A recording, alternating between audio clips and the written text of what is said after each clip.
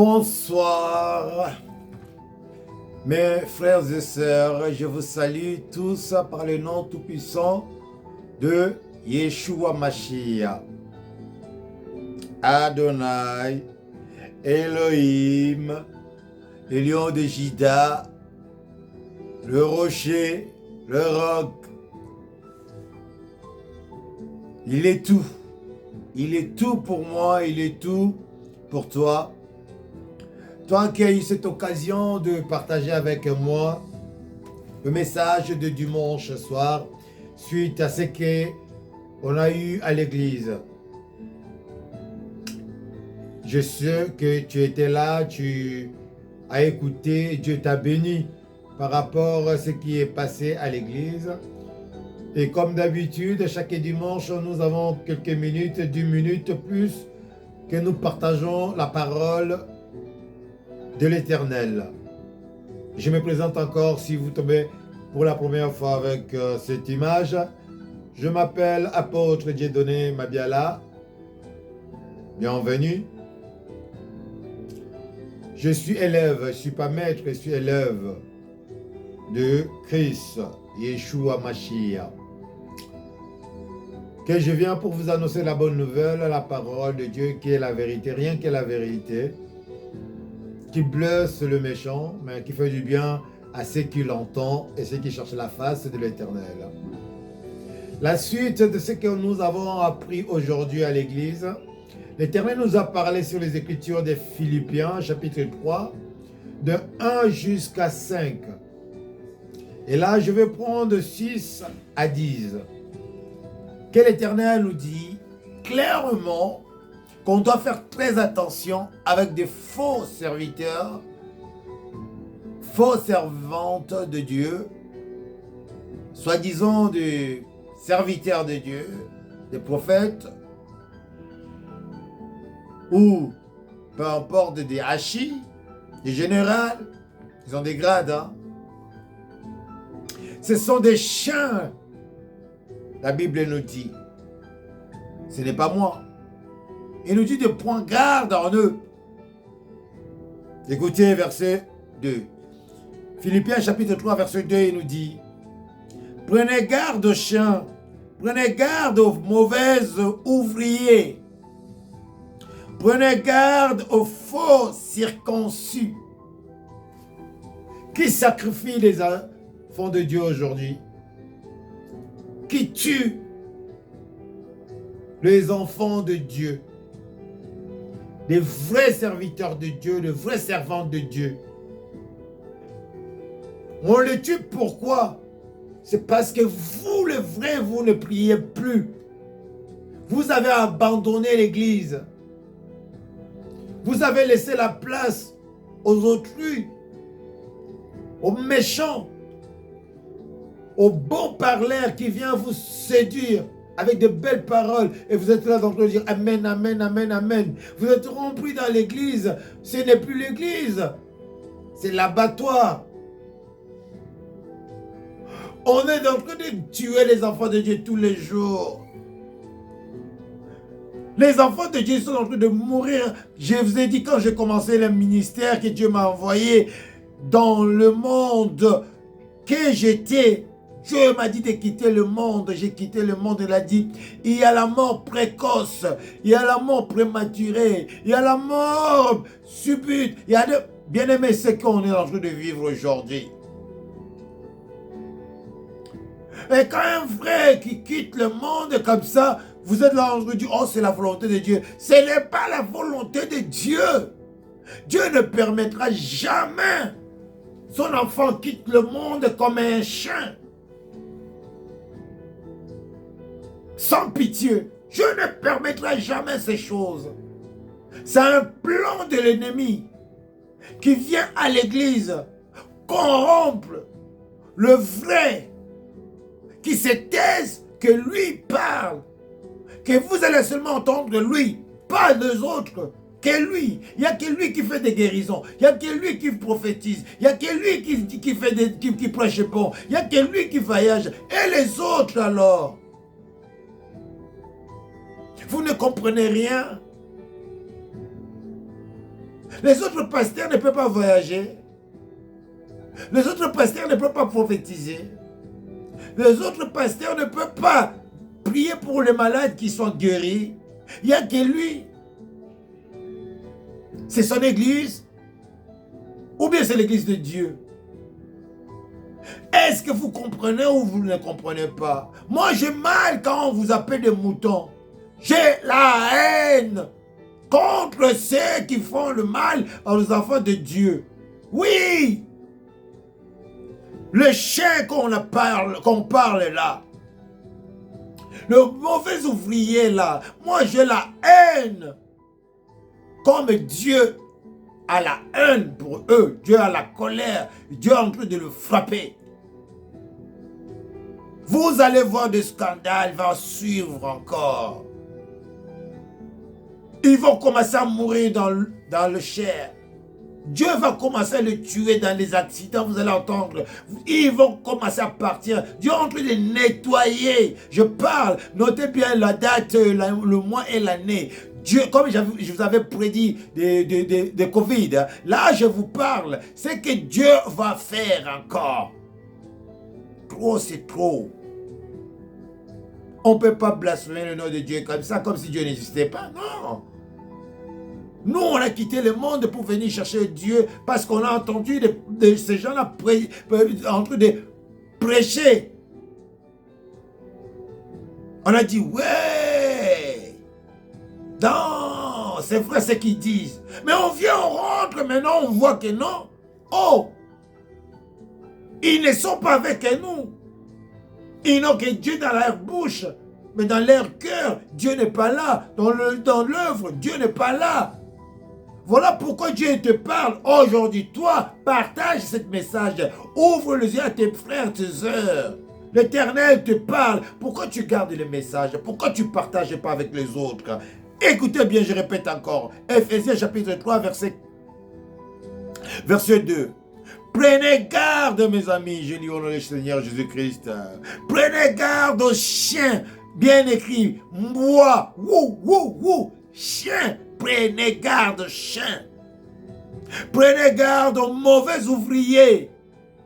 Ceux qui font des scandales là, qui remplissent des stades, qui font des miracles, qui dit que c'est eux qui opèrent des miracles là, ce sont des faux. Faites attention, eux.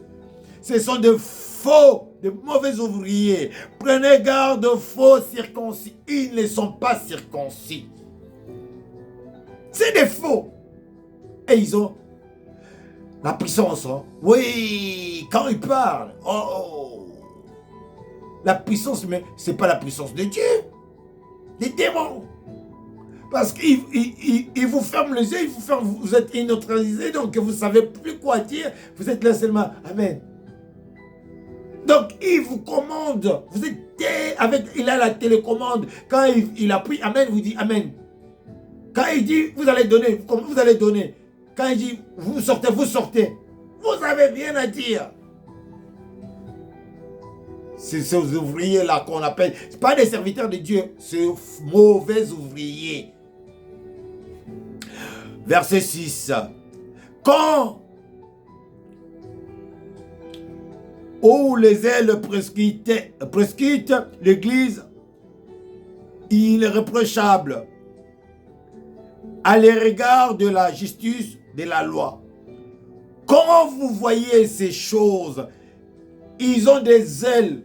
Ils sont en train de précipiter l'Église. L'Église, c'est qui? C'est toi et moi.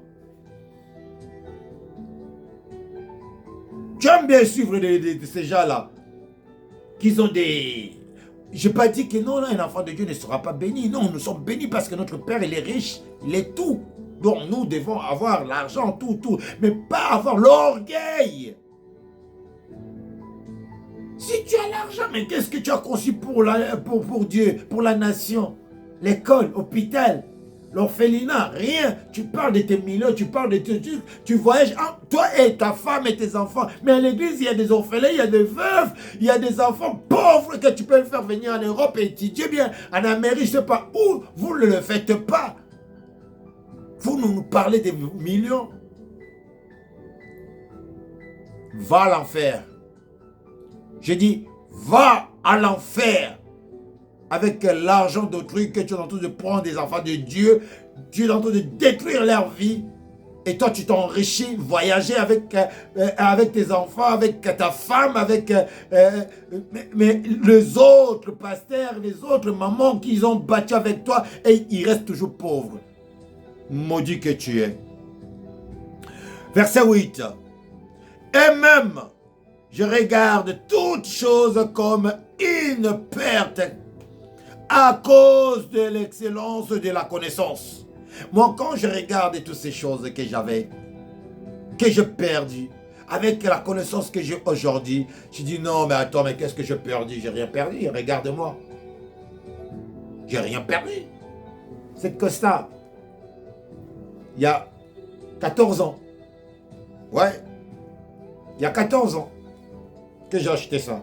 C'est pas neuf. Hein. C'est pas neuf. Il y a 14 ans. Même âge, je ne sais pas que j'ai mis main. Et ils achètent maintenant. Avec l'argent. Mais moi, j'achète avec mon argent que j'ai fait ça. Tout ce que je mets là, avec mon argent que j'ai fait ça. Aujourd'hui, quand je suis béni, c'est là, on achète des micros. On achète, genre, là, on achète des micros qui ne fonctionnent même pas. Ils vont acheter le baffle et tout. Tout ce que je gagne, qu'on me bénit, j'ai fait pour l'église. Mais pour l'église et pour les enfants de Dieu. Et qu'est-ce qu'ils font? Qui viennent, parlent, moi, j'ai mon église. Dans l'église, l'église de Dieu. Et vous, continuez à marcher avec ces gens-là. Vous n'avancez pas. Et vous ne pouvez pas avoir quelque chose de bon parce que vous êtes dans le mauvais. Le chemin que vous avez pris, ce n'est pas un bon chemin. Les messieurs, déjà, c'est un faux et vous marchez avec lui. Vous êtes comment? Mais ces choses qui étaient pour moi des gains, je l'ai regardé comme une perte à cause de Christ. Tout ce qui était comme un gain pour moi, oh, j'ai gagné bien.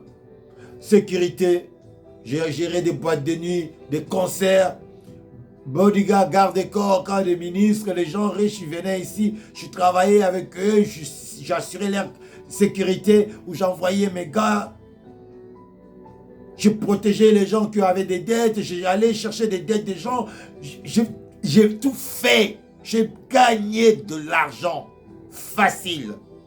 Mais au jour d'aujourd'hui, quand je regarde toutes ces choses-là, que les gens disent que j'ai perdu, moi je vois ça comme un gain. Je dis que j'ai perdu les choses de ce monde, mais j'ai gagné la vie éternelle. Si je meurs aujourd'hui, j'irai au paradis. Déjà, je ne suis pas mort, mais je vis au paradis. Je suis en train de vivre la main de Dieu chaque jour. Quand je prie pour les gens, je vois la main de Dieu. Quand les gens viennent me voir, ils témoignent quelque chose de Dieu que j'ai. Pourquoi je dois retourner dans le Babylone? Pourquoi je dois retourner encore en Égypte, dans les choses anciennes? Qu'est-ce que je n'ai pas fait? Qu'est-ce que je n'ai pas vécu? Qu'est-ce que je n'ai pas... Que je dois retourner, que je dois avoir encore envie d'y aller faire? Malheur à vous. Alors, verset 8, il a dit, je continue là, il a dit, renoncer à tout ce que j'ai regardé comme le beau, afin de gagner le Christ. Je renonçais, bien-aimé. Renoncez. Vous verrez la main de Dieu. Sinon, vous allez, jusqu'à un moment, vous allez croire que non, c'est Dieu qui vous parle, mais c'est l'ennemi qui vous parle. Parce que vous voulez le succès, vous voulez la gloire, vous voulez la foule, vous allez servir les démons. Après, vous allez sacrifier votre maman, votre papa, votre femme, vos enfants, vos familles. Oui, parce que vous voulez la foule. Mais pourtant, la Bible dit, là où un ou deux ou trois sont réunis à mon nom, je suis avec vous. Et Jésus nous dit encore, allez prêcher, faire tout le monde devient mes disciples. Ne soyez pas corrompus, qu'on vous corrompe pas, parce que je vous ai donné le pouvoir de tout, de chasser les malades, de guérir les malades, de chasser les démons, de résister même le mort. Donc je vous donne même le pouvoir d'avoir l'argent. Dieu nous donne l'argent. Hey! Dieu te donne tout ce que tu as besoin. Parle seulement à ton Dieu. Demande à ton Dieu, il te donne tout ce que tu as besoin. Tu le reçois. Pourquoi tu ne le reçois pas? Est-ce que tu fais ce que Dieu te dit? Les 10 commandements, tu les respectes? Le rendez-vous, est-ce que tu vas à l'église? Tu vas plus à l'église. À cause de qui? À cause des charlatans. Mais c'est qui est tombé? C'est toi qui es tombé. Les charlatans avancent. Ah ouais, les charlatans avancent. Il a de l'argent. Il est devenu riche. Il te méprise maintenant. Toi qui viens plus à l'église, il dit regarde-moi des minables. Regarde parce que tu es pauvre. Oui, tu es pauvre, minable. Tu ne vas pas à l'église, il a volé ton onction, il a volé ton aura, il a volé tout ce que tu as comme héritage de l'Éternel. Tu ne sais plus prier Dieu à cause de... Tu as des problèmes dans la famille, au lieu d'arranger pour avancer, toi tu gardes la haine. Ah, je ne vais pas parler avec mon frère, je ne vais pas lui serrer la main, je ne vais pas l'appeler, je ne vais pas le voir, tout ça. Tu crois que tu fais bien? Ce que tu fais, ça te fait reculer. Car la Bible nous dit, David nous dit, il y a des prières, faites lire de puissance, vous allez voir, il y a des prières de supplication, il y a des prières de purification, il y a des prières de pardon, il y a des prières de merci, il y a des prières bien-aimées, et prière, il y a quelque part, il nous dit, priez pour vos ennemis. Oh! Pourquoi Dieu vous dit de prier? Parce qu'il est miséricorde de Dieu. Rempli de compassion. Il te dit prier pour lui, qu'il ne meure pas, pour qu'il puisse voir comment je vais t'élever, comment je vais te glorifier. Dieu lui-même nous glorifie. Tu le loues, tu le glorifies. Après, Dieu même t'élève, comme il a fait avec David. Il t'élève. Élévation. Mais si maintenant ton ennemi est mort, qui va voir ton élévation? Qui va voir comment Dieu va te glorifier? Qui va voir comment Dieu va te bénir? Il faut que ton ennemi soit là pour comprendre que notre Dieu existe. Mais toi, tu veux le tuer avant. Tu n'es même pas béni, tu veux tuer ton imbécile là. Laisse cet imbécile-là rester là. Lui, laisse-lui. C'est l'imbécile qui reste là, qui voit comment Dieu va faire. Dieu donné, il est là, non? Oh, mais jaloux. Vous êtes là, non? Est-ce que vous voyez? Tu peux finir la vidéo, regarder du premier jusqu'à la fin. Tu ne peux pas, tu ne supportes pas parce que je brûle. Parce que l'Esprit de Dieu est là. Tu ne peux pas. Quand tu vois ma tête, non, j'aime pas cette tête. Oui, parce que tu es habité de mauvais esprits. Mais sinon, tu allais dire, mais je vais écouter, qu'est-ce qu'il va dire? Qu'est-ce qu'il raconte? Je connais ces messieurs. C'était un aventurier, c'était un Tintin. Mais qu'est-ce qu'il est devenu aujourd'hui? Non, Dieu existe. Donc, il faut